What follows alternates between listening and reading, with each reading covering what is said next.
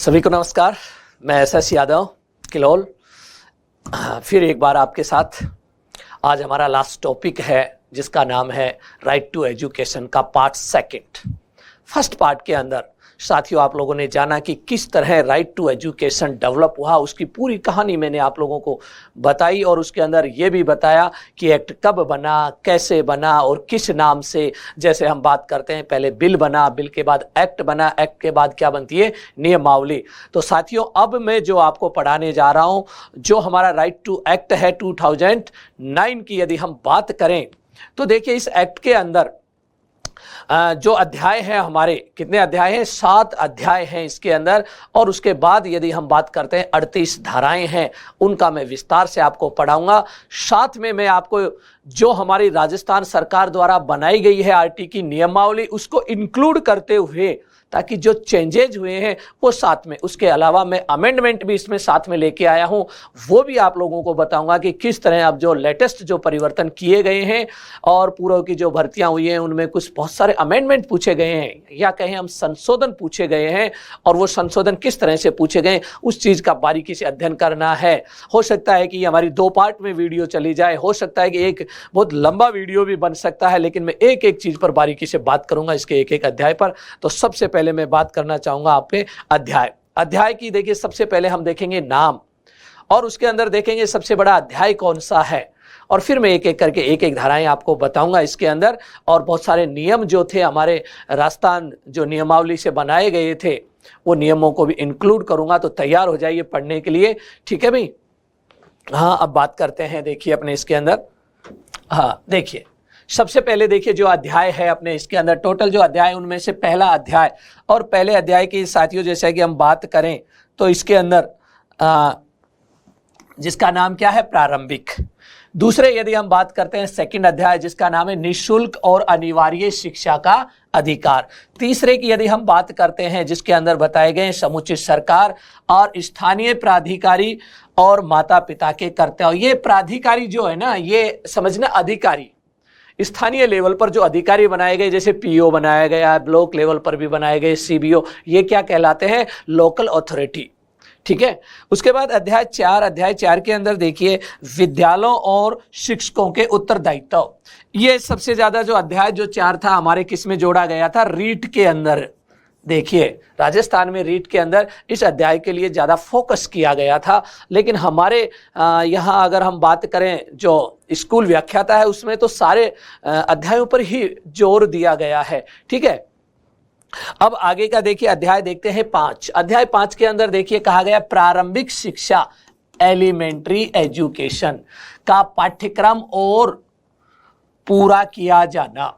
दोनों बातें बताई गई है, पाठ्यक्रम और पाठ्यक्रम का समय पर क्या किया जाना, पूरा किया जाना, इस पर बात की गई है।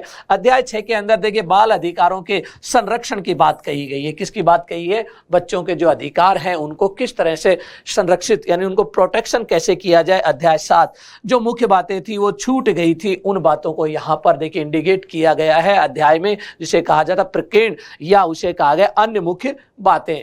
तो कहने का मतलब यह है कि हम सर याद कैसे करें, सबसे बड़ी बात है कि अध्याय 7 है, 7 को सबसे पहले तो देखिए आता है प्रारंभिक, ठीक है ना। कोई भी कानून जब प्रारंभ होता है तो उसकी प्रारंभिक विषय वस्तु आती है, जैसे परिभाषाएं, उसका नाम। दूसरे नंबर पर आता है कि हमारा एक्ट जो बना है इसका उद्देश्य क्या है, निःशुल्क और अनिवार्य शिक्षा है इसका उद्देश्य। अध्याय 2 खत्म। उसके बाद आता है तीसरे के अंदर 3 देखिए एजेंसीज के क्या किए गए हैं, वहां पर उत्तरदायित्व निश्चित किए गए हैं। और 3 की यदि हम बात करते हैं सरकार के उत्तरदायित्व, अधिकारी के उत्तरदायित्व और माता पिता। उसके बाद देखिए फिर जब ये तीनों हो जाते हैं 2 और रह जाते हैं जो बच्चे से जुड़े हुए, एक स्कूल और एक उसका टीचर, तो उसका देखिए उत्तरदायित्व निश्चित किया गया है। फिर उसके बाद यदि हम बात करें 5वें नंबर पर जिसमें आता है उस बच्चे का पाठ्यक्रम और उसका समय पर पूरा किया जाना। अध्याय 6 के अंदर बात करें तो उसके अधिकारों की किसकी बात की गई है, संरक्षण की बात की गई है। 7वें नंबर पर आता है प्रकीर्ण। अब हम देखिए एक एक करके इस अध्याय को विस्तार से पढ़ेंगे और आप नोट भी कर लेना इस चीज को, या चाहें तो आप स्क्रीनशॉट भी देखिए इन चीजों के ले सकते हैं। एक एक बिंदुवार एक एक धारा को मैं बहुत अच्छे से आपको समझाऊंगा। सबसे पहले अपना अध्याय का नाम क्या है, प्रारंभिक, जो इंग्लिश के अंदर भी लिखा हुआ है। और इस अध्याय में धारा आती है 1, पहली धारा, अब देखिए, अब आप समझना शुरू करें। सबसे पहले धारा 1 के पहले पार्ट में क्या दिया गया है? इसका नाम दिया गया है, किसका नाम? कानून का नाम। क्या नाम है? याद रखना इसके नाम को, निशुल्क और अनिवार्य बाल शिक्षा का अधिकार अधिनियम 2009, पहली बार। दूसरे नंबर धारा 1 में क्या कहा गया है? इसमें कहा गया जम्मू एंड कश्मीर को छोड़कर शेष भारत के अंदर 1 अप्रैल 2010 से क्या किया जाएगा? लागू किया जाएगा, लागू किया जाएगा। ये याद कर लेना, एक चीज महत्वपूर्ण है। पूरे देश में कब से लागू होता है? 1 अप्रैल 2010 से, ये तारीख तय की गई है इसके अंदर। लेकिन J&K में लागू नहीं होगा। अभी आप सोच रहे होंगे और आपके मन में क्वेश्चन आया होगा कि सर अब लागू होगा या नहीं होगा, क्योंकि जिस दिन से धारा 317 हटाई गई है उस दिन से अब ये कानून के दायरे में आ गया है। यानी अब J&K को क्या बना दिया है? UT, union territory. और यूनियन टेरिटरी को हम क्या कहते हैं? केंद्र शासित प्रदेश। तो वहां पर अब लागू होगा दोनों टेरिटरी के अंदर, एक लद्दाख और दूसरा कौन सा है? J&K। तो अब लागू होगा कब से? धारा 317 हटने से।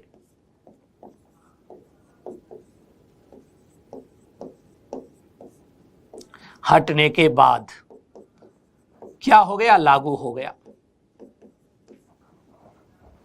तो उसके बाद आते हैं नंबर 3 पर। देखिए हमारे संविधान के अनुच्छेद 29 और 30 में कहा गया है, 29-30 में बताया गया है, देखिए धार्मिक शिक्षण संस्थान खोलने का अधिकार दिया गया है। और जो धर्म के आधार पर जो शिक्षण संस्थान खोले जाएंगे उनके ऊपर RT लागू नहीं होगा।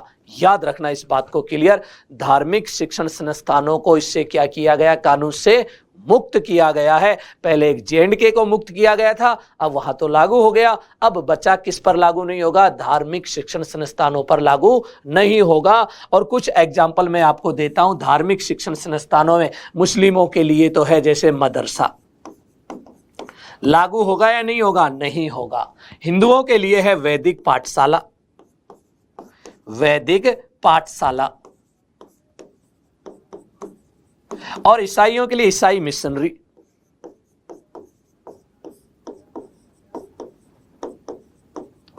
तो यहां लागू होगा कि नहीं होगा? धार्मिक शिक्षण संस्थान, यही नहीं कोई भी हो जो संविधान के अनुच्छेद 29 और 30 के अंतर्गत स्थापित की गई है, वहां किसी पर भी लागू नहीं होगा। ये चीजें नोट कर लेना। मदरसे RT के अंतर्गत आएंगे या नहीं आएंगे? नहीं आएंगे। हिंदुओं की वैदिक पाठशालाएं नहीं आएंगी, ईसाई मिशनरी नहीं आएंगी। दोस्तों ये ऐसे सवाल पूछे जाते हैं एग्जाम के अंदर, तो ये चीज आपको ध्यान रखनी है। और इसी तरह से हमारी ये कौन सी धारा थी? फर्स्ट, जिसमें नाम, उसके बाद आता है कब लागू हुआ? 1 अप्रैल 2010। और उसके बाद धार्मिक शिक्षण संस्थानों को देखिए इस RT से क्या किया गया है? मुक्त किया गया है। अब आगे बढ़ते हैं और धारा आती है 2। और धारा 2 के अंदर देखिए डेफिनेशंस हैं, परिभाषाएं। किसी भी कानून को पढ़ने से पहले हमें पूर्ण रूप से जानकारी होनी चाहिए, क्योंकि कानून में कुछ ऐसे ऐसे शब्द आते हैं जिसका अर्थ हमें नहीं आता है और हम अर्थ का अनर्थ कर देते हैं कई बार। जैसे यहां पर एक एक चीज को मैं बताऊंगा, यहां से भी कई बार क्वेश्चन पूछे गए हैं। और पहले हम डेफिनेशन पढ़ते हैं। और डेफिनेशन में सबसे पहले आई है समुचित सरकार, होल गवर्नमेंट्स। तो देखिए हमारे देश में 3 सरकारें चलती हैं और तीनों सरकारों को अलग अलग नाम नहीं लिखकर एक ही नाम दिया गया है इस कानून में, समुचित सरकार। जहां कहीं भी ये नाम आए समुचित सरकार, तो दोस्तों आप समझ लेना इसका मतलब क्या है। इसका मतलब है एक तो ये सरकार जिसका नाम क्या है? केंद्र सरकार। दूसरा देखिए राज्य सरकार, ठीक है भी। और तीसरा संघ राज्य सरकार, संघ राज्य सरकार। ये बात अच्छे से समझ लेना। और इन तीनों को कानून में एक ही नाम दिया है और उसका नाम क्या है? समुचित सरकार। दूसरे नंबर पर आया है बालक। बालक के लिए देखिए जो उम्र बताई गई है 6 से 14 वर्ष। तो ये कानून किस पर लागू होगा? मात्र और मात्र 6 से 14 वर्ष के बच्चे के 2 साल के बच्चे को इस कानून के दायरे में रखा गया है? नहीं, बिल्कुल नहीं रखा गया। 16 साल के बच्चे को इस कानून के दायरे में रखा गया है या नहीं? नहीं रखा गया। पहले ही डिफाइन किया गया है, इस चीज को परिभाषित किया गया। बालक जब भी बोले तो बालक का मतलब 6 से लेकर 14 वर्ष। ठीक है, देखिए 14 सितंबर 2016 को राजस्थान सरकार ने कुछ देखिए यहां पर अमेंडमेंट आया, क्योंकि यह आदेश आया था भारत सरकार द्वारा, और भारत सरकार से सीधा कहां आया? State government. और वहां पर भी देखिए इस चीज को डिफाइन किया गया है। 6 साल से उम्र घटाकर देखिए कितनी कर दी गई है? 5 वर्ष। याद रखना इस बात को। अब देखिए प्रवेश की तिथि कितनी कर दी गई है? 5 वर्ष। तो कानून लागू होता है 6 से 14 वर्ष। केवल और केवल प्रवेश के लिए एक उम्र जरूर घटाइए, कितनी कर दी? 5 वर्ष, जिसे मैं आगे फिर बताऊंगा आपको। ठीक है, थोड़ा याद रखना इस चीज को। उसके बाद देखिए प्रारंभिक शिक्षा, इंग्लिश में कहा जाता है एलिमेंट्री एजुकेशन। तो दोस्तों एलिमेंट्री एजुकेशन का जब भी नाम आए इसका मतलब होता है कक्षा 1 से 8 तक। कईयों के मन में आता है साहब प्राथमिक शिक्षा, प्राथमिक शिक्षा इंग्लिश में कहा जाता है प्राइमरी एजुकेशन। और प्राइमरी एजुकेशन की यदि हम बात करते हैं वो होती है 1 से 5, और 1 से 8 को क्या कहा जाता है दोस्तों? 1 से 8 को कहा जाता है एलिमेंट्री एजुकेशन, या हम कहें हिंदी में प्रारंभिक शिक्षा। तो ये कानून किसके लिए बना हुआ है? सेकेंडरी एजुकेशन के लिए नहीं है, एलिमेंट्री एजुकेशन के लिए है। माध्यमिक शिक्षा होती है 9 से 12। तो ये कानून में डिफाइन की ऐसी बहुत सारी परिभाषाएं हैं जिन पर हम बात करेंगे। देखिए बालक के प्रकार, इस आरटी जो एक्ट जो है 2009, इसके अनुसार यदि हम देखें 4 प्रकार के बच्चे बताए गए हैं। कितने प्रकार के बच्चे? 4 प्रकार के। कौन कौन? 3 प्रकार के बच्चे, सॉरी। और 3 प्रकार के जो बच्चे हैं वो कौन कौन से हैं? तो देखिए इसमें सबसे पहले आता है असुविधाग्रस्त समूह, जिसे इंग्लिश में कहा गया है डिसएडवांटेज ग्रुप। एक तो ये बच्चा है। बात आती है ये कौन सा बच्चा है? ये बच्चा देखिए जिनको सुविधाएं नहीं मिली, SC, ST, OBC और अल्पसंख्यक, इन बच्चों को देखिए कहा गया है असुविधाग्रस्त बच्चे। ये डिफाइन किया गया, अलग से भी देखिए इनको परिभाषित किया गया स्टेट गवर्नमेंट ऑफ राजस्थान द्वारा। और देखिए ये जो बच्चे हैं यहाँ पर ये कौन से होंगे? SC के होंगे, ST के होंगे, OBC के होंगे, अल्पसंख्यक होंगे, और तीसरे नंबर पर इसमें कहा गया BPL परिवार के बच्चे भी। ठीक है ना। इसके बाद आता है दुर्बल वर्ग, इंग्लिश में कहा गया वीकर सेक्शन। और ये जो दुर्बल वर्ग डिफाइन किया गया है आर्थिक दृष्टि से दुर्बल, आर्थिक दृष्टि से। कौन सी दृष्टि से? और राजस्थान में समय समय पर आर्थिक दृष्टि से इसको बदला गया है। वर्तमान में देखिए राजस्थान में जो यहां पर निश्चित की गई है वो देखिए आय को कितना बनाया गया? 2.5 लाख रुपए।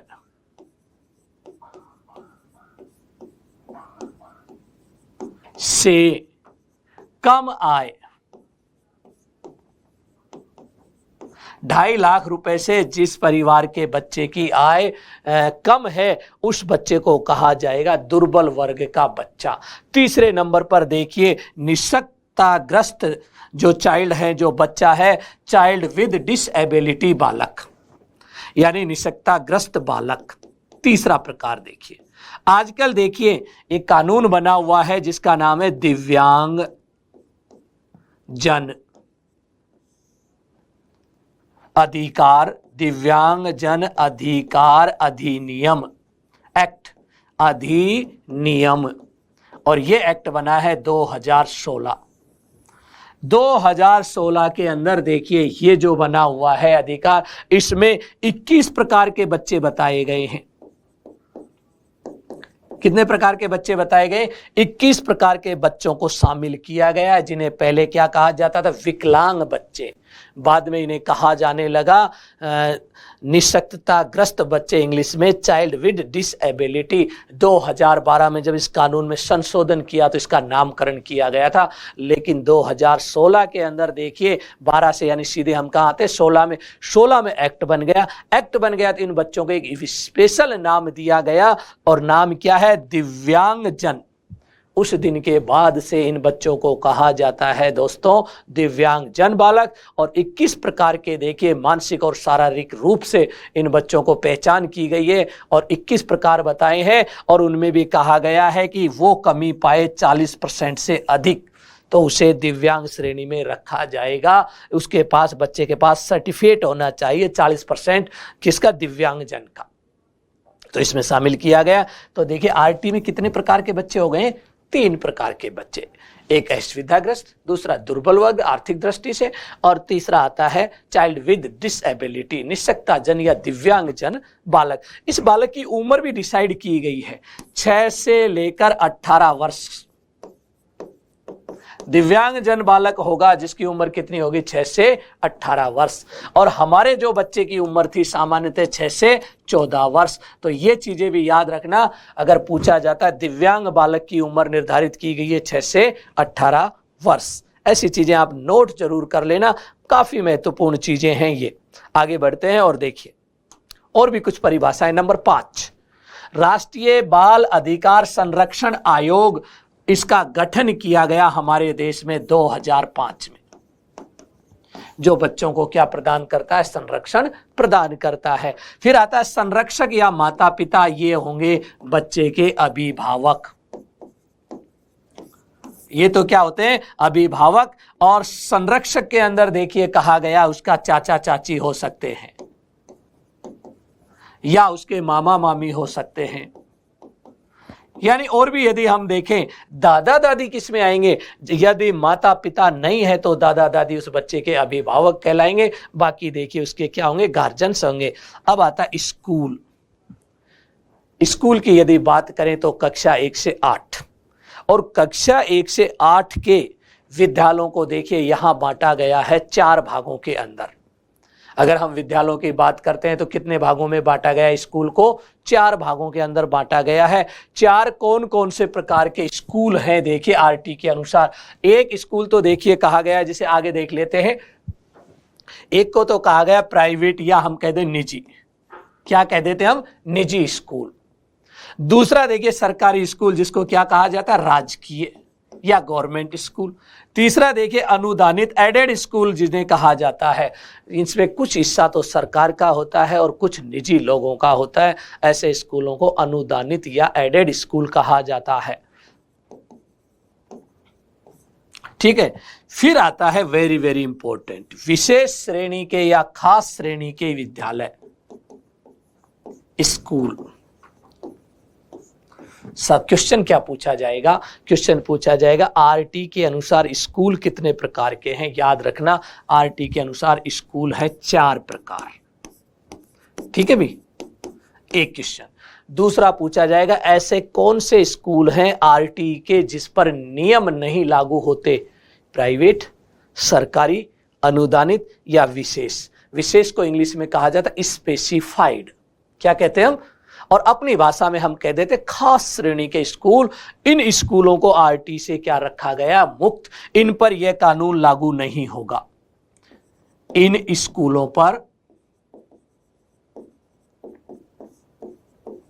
कानून लागू नहीं होगा,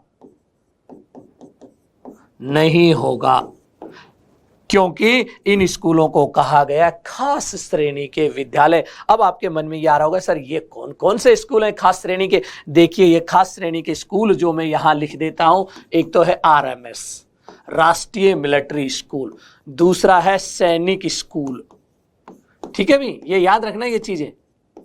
उसके अलावा नवोदय विद्यालय, और इसके अलावा देखिए एक स्कूल और आते केंद्रीय विद्यालय।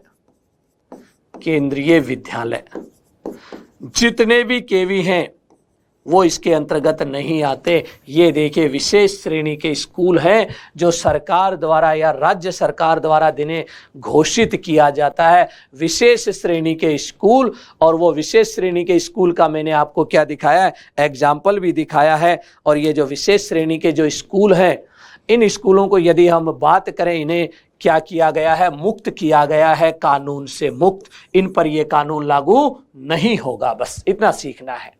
कितने प्रकार के स्कूल? 4 प्रकार के स्कूल जिन पर यह लागू नहीं होगा कानून। वो कौन से? गवर्नमेंट पे लागू होगा, प्राइवेट पे लागू होगा, अनुदानित पे लागू होगा, खास श्रेणी पर लागू नहीं होगा। अगर ऑप्शन में ये आते हैं ना, आरएमएस, सैनिक, नवोदय, केंद्रीय विद्यालय, इन पर लागू है या नहीं? नहीं है। आगे बढ़ते हैं। देखो अध्याय 2 बहुत ही इंपॉर्टेंट पार्ट है। और अध्याय 2 के अंदर देखिए जिसका नाम है निःशुल्क और अनिवार्य शिक्षा का अधिकार। क्या नाम है? निःशुल्क एवं अनिवार्य शिक्षा का अधिकार। तो दोस्तों एक चीज को याद रखना, परीक्षा में पूछा जाता है निःशुल्क और अनिवार्य शिक्षा का अधिकार कौन से अध्याय में पूछा गया जाए, तो लिख देना अध्याय नंबर 2 में। मैं बार बार कह रहा हूं इंपॉर्टेंट है, पूछा जाता है, क्योंकि कानून का नाम भी ये निःशुल्क और अनिवार्य बाल शिक्षा का अधिकार, जिसका उल्लेख अध्याय 2 में किया गया है। और इसमें देखिए 3 धाराएं हैं, उनमें से धारा 3 नंबर पे देखिए क्या कहा गया है, right of child to free and compulsory education की बात कही गई है। अर्थात स्पष्ट लिखा हुआ है 6 से 14 वर्ष के बच्चों को निःशुल्क शिक्षा का अधिकार दिया गया है। याद रखना इस चीज को, यहां डिफाइन किया गया निःशुल्क का अर्थ क्या होता है। निःशुल्क का अर्थ आप जो सोच रहे हैं वो नहीं है निःशुल्क। निःशुल्क का मतलब होता है 1 से लेकर 8 तक की शिक्षा प्राप्त करने में बच्चे का 1 रुपए भी खर्च नहीं होना चाहिए। और जब 1 रुपए भी खर्च नहीं होगा तो यह कानून की धारा लागू हो जाएगी। इसे लागू करना इतना आसान काम नहीं है। आज आप स्कूलों में देखते हैं बच्चे ड्रेस खरीदते हैं तो पैसे खर्च हो रहे हैं। बच्चे देखिए कॉपियां खरीदते हैं, पेन और पेंसिल खरीदते हैं तो पैसे खर्च हो रहे हैं। तो कानून की इस धारा का उल्लंघन हो रहा है। केवल मैं उनकी बात कर रहा हूं गवर्नमेंट स्कूल्स की, जहां पर देखिए ये कानून को लागू किया गया है। प्राइवेट स्कूल के अंदर तो देखिए खरीदनी पड़ेगी, फीस भी चुकानी पड़ेगी, क्योंकि वो सरकार के स्कूल नहीं है। लेकिन इसीलिए देखिए राजस्थान जो स्टेट गवर्नमेंट है उसने ये कह दिया गया कि बच्चों को अब जो ड्रेस है 1 से 8 तक निःशुल्क दी जाएगी सबको। दूसरी एक बात कही गई, स्टेशनरी भी फ्री कर दी जाएगी। अब एक बात और आती है इसके अंदर, अगर बच्चे के आसपास 1 किलोमीटर के दायरे में यदि स्कूल नहीं है तो उस बच्चे को देखिए किसी साधन में बैठ के जाना पड़ता है। और जब बच्चा किसी साधन में बैठ के जाता है तो वो किराया लेता है साधन वाला, और किराया लेता है तो बच्चे के आवागमन पर पैसे खर्च हो रहे हैं और इसी धारा का उल्लंघन। इसलिए सरकार ने देखिए एक योजना चलाई है इसी के अंदर कि बच्चे का 1 रुपए भी खर्च नहीं हो। अर्थ में क्या लिखते हैं हम, 1 रुपए भी खर्च नहीं हो। ठीक है। अब देखिए अगर बच्चा किसी साधन में बैठ के जाता है, उसके आसपास स्कूल नहीं है, तो सरकार ने उसके लिए एक योजना चलाई है बच्चे के लिए, ट्रांसपोर्ट वाउचर योजना। और ये जो ट्रांसपोर्ट वाउचर योजना है, इस योजना में कहा गया 1 से 5 तक का यदि बच्चा देखिए स्कूल जाता है तो उसे 10 रुपए दिए जाएंगे प्रतिदिन हाजिरी पर। ऐसे नहीं कि बच्चा स्कूल ही नहीं गया और उसको पैसे दे दे, नहीं। उसके बाद देखिए 6 से लेकर 8 तक का बच्चा स्कूल जाता है तो उसे दिए जाएंगे 15 रुपए प्रति उपस्थिति पर, प्रति उपस्थिति।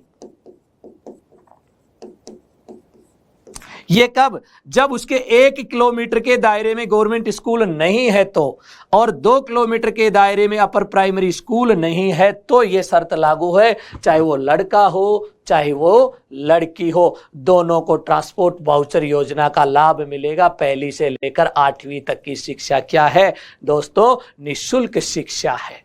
अब एक चीज और आती है साहब, अनिवार्य का भी नाम लिया गया है। ये अनिवार्य क्या भला है?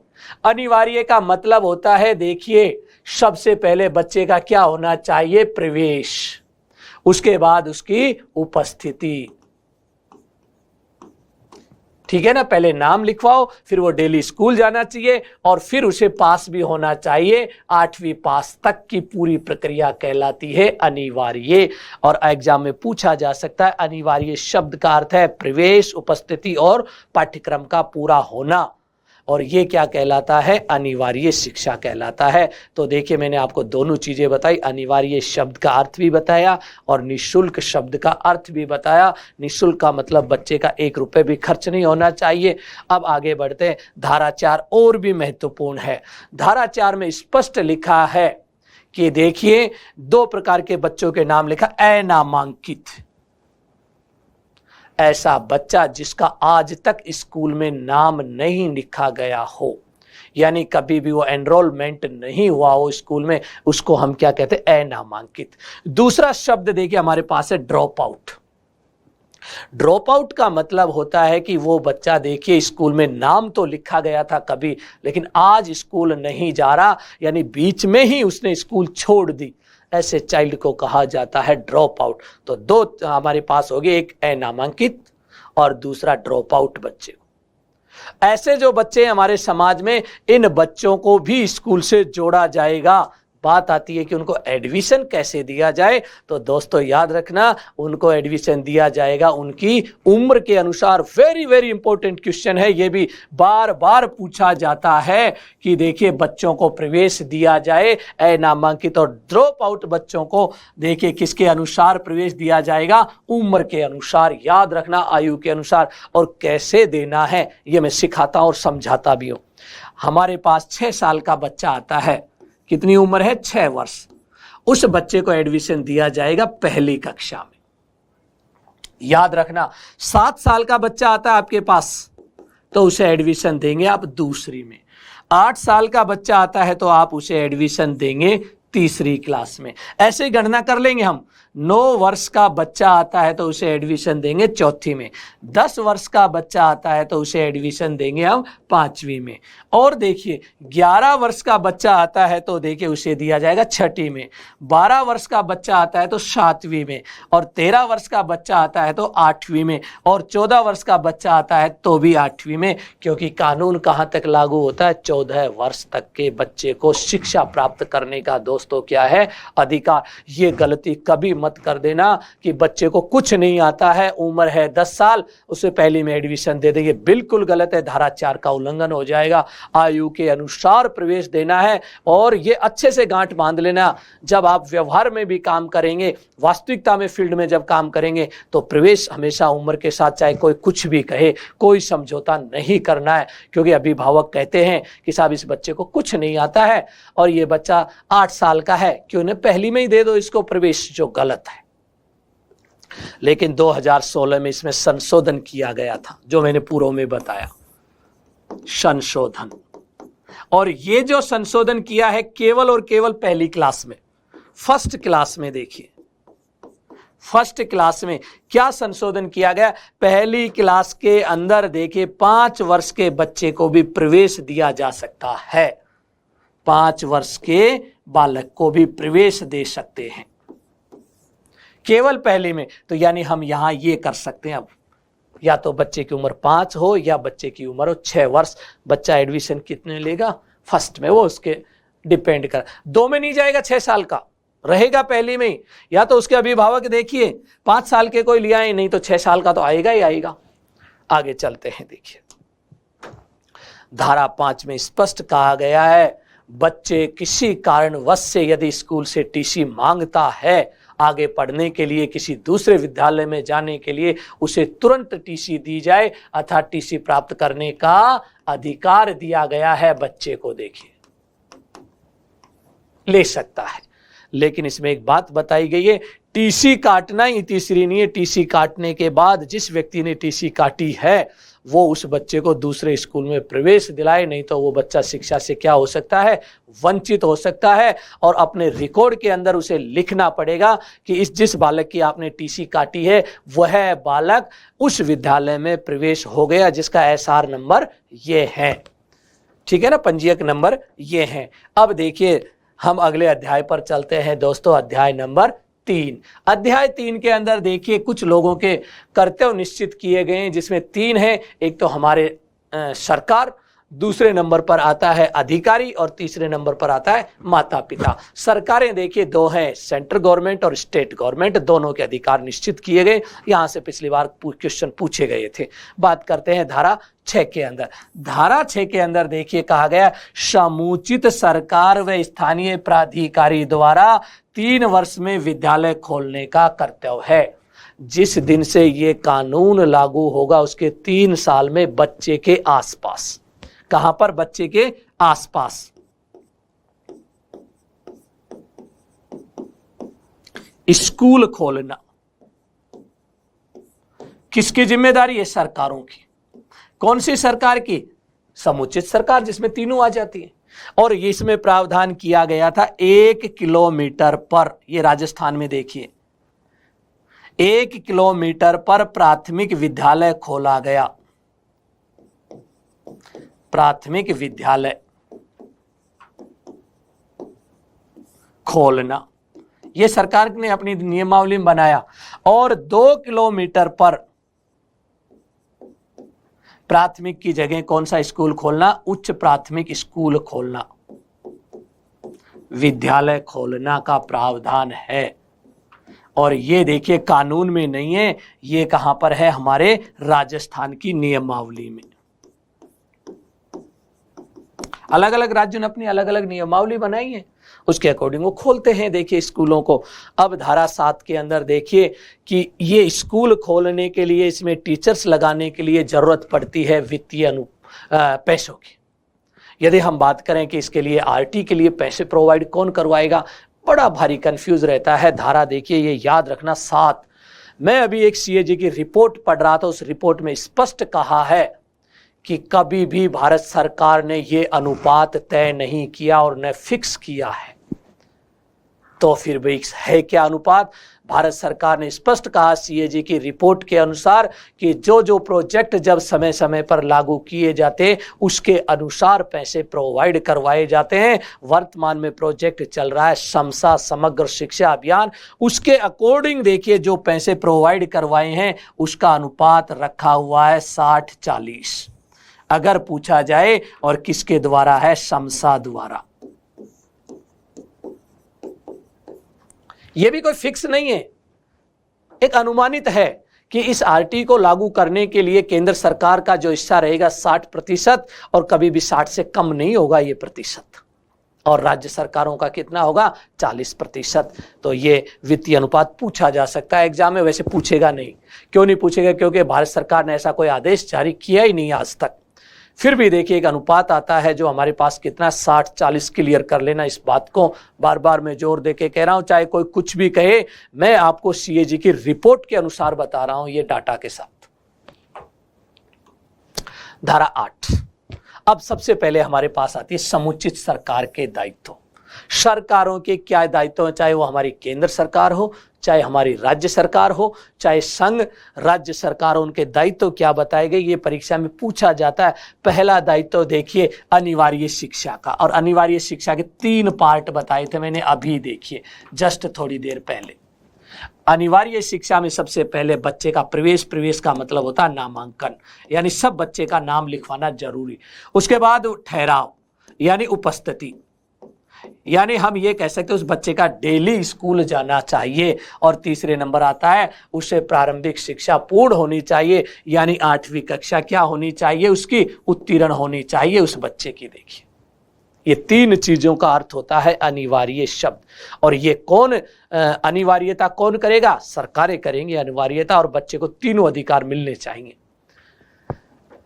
शिक्षा को क्या किया जाए? निःशुल्क, सारा खर्चा सरकार उठाएगी, तभी जाकर शिक्षा क्या होगी? निःशुल्क। तीसरा कार्य देखिए भवन यानी स्कूल की बिल्डिंग, शिक्षक यानी मास्टर साहब को लगाना, और शिक्षण अधिगम सामग्री TLM, ये सब उपलब्ध कौन करवाएंगी? सरकारें उपलब्ध करवाएंगी। नंबर 4 विशेष प्रशिक्षण। जिन बच्चों को कुछ नहीं आता है, जो बच्चे ज़्यादा उम्र के होने के बाद स्कूल से जुड़ते हैं और बड़ी कक्षाओं में प्रवेश लेते हैं, उनके लिए स्पेशल प्रशिक्षण की व्यवस्था भी की जानी चाहिए। फिर आता है 5वें नंबर पर देखिए पाठ्यचर्या एवं पाठ्यक्रम, करिकुलम एंड सिलेबस, इसका निर्धारण भी कौन करेंगे? समुचित सरकारें ही निर्धारण करेंगी। उतार लेना एक एक चीजें, अनिवार्य शिक्षा, निःशुल्क शिक्षा, स्कूल की बिल्डिंग, भवन, शिक्षण सामग्री और विशेष प्रशिक्षण, पाठ्यचर्या और पाठ्यक्रम, और अंत में आता है हमारे टीचर्स को ट्रेनिंग। स्कूल तय नहीं करती है कि ट्रेनिंग देना है, ये तय करेंगी हमारी सरकारें टीचर्स को कब कब और कितने दिन का प्रशिक्षण देना है। तो किसके दायित्व पढ़ रहे थे हम कि यहाँ पर समुचित सरकार के दायित्व, अच्छे से उतार लेना भैया। अब हमारा जो लोकल अधिकारी है उस अधिकारी के भी कुछ कर्तव्य होते हैं, अधिकारी को भी देखिए बांधा गया है। यहाँ पर अधिकारी की यदि हम बात करें तो उसके द्वारा एक दिया गया हाउस होल्ड सर्वे करवाना, यानी सीधा सा है यहाँ पर हाउस होल्ड सर्वे की। अब जो बात करें वो सर्वे दिया है 3 से 18 वर्ष का। स्कूल खुलता है उससे पहले जून के महीने में एक सर्वे करवाया जाता है, उसे कहा जाता है household survey. Door to door, घर से घर देखिए टीचर जाता है और पता लगाता है कौन बच्चा विद्यालय जाता है और कौन नहीं जाता। जो बच्चे विद्यालय नहीं जाते हैं दोस्तों, उनको विद्यालय से जोड़ने का काम ही क्या कहलाता है? हाउस होल्ड सर्वे। उसके बाद देखिए मॉनिटरिंग करना। मॉनिटरिंग ये करना होता है कि इस अधिकारी के दायरे में कोई बच्चा जिसकी उम्र 6 से 14 वर्ष है, कहीं कोई बच्चा स्कूल से छूट तो नहीं गया है, ड्रॉप आउट तो नहीं हो गया है, जिसका नाम नहीं लिखा, उम्र हो गई स्कूल जाने की, लेकिन वो स्कूल से कहीं ना कहीं देखिए वंचित तो नहीं है। तो ये सीधी जिम्मेदारी इस अधिकारी के, उसके एरिया के अंदर, एरिया को कहा जाता है कैचमेंट एरिया। अगर उसके एरिया में एक भी बच्चा छूटता है तो ये अधिकारी जिम्मेदार होगा और उसकी लापरवाही साबित की जाएगी।